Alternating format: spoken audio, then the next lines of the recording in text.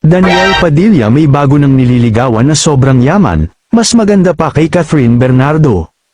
Usap-usapan ngayon sa ilang mga social media platforms at ilang mga entertainment news sites ang mga bali-balita patungkol sa pagkakaroon ng bagong nililigawan ng aktor na si Daniel Padilla. Ayon sa mga lumalabas na balita, ang bagong babae ni Daniel Padilla ay nakatira sa Batangas. Mas mayaman at mas maganda rin umano ito kaysa sa ex-girlfriend ng aktor na si Catherine Bernardo.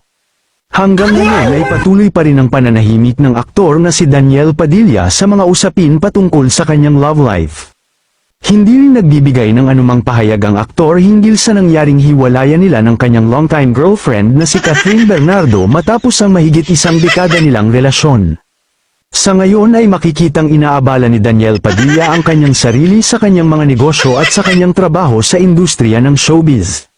Gayunpaman, hindi pa rin naiiwasan na mapasama sa mga intriga ang pangalan ng aktor, lalo pat patuloy pa ring pinagtatalunan ng ilang mga netizens kung sino ang totoong nag-initiate ng kanilang hiwalayan ni Catherine Bernardo.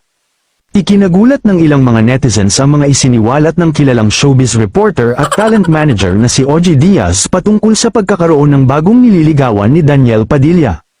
Ayon kay OG Diaz, nakarating sa kanya ang isang unconfirmed na balita mula sa kanyang pinagkakatiwalaang source na mayroon ng bagong nililigawan ngayon ang aktor na si Daniel Padilla. Inilahad rin ni OG Diaz na wala naman umanong masama kung mayroon ng nililigawan ngayon si Daniel Padilla dahil hiwalay na sila ni Catherine Bernardo. Ipinunto rin ni OG Diaz na single naman ngayon ang aktor at mayroon na ring stable na pinagkukunan ng income kaya deserve rin umano nito na magkaroon ng girlfriend.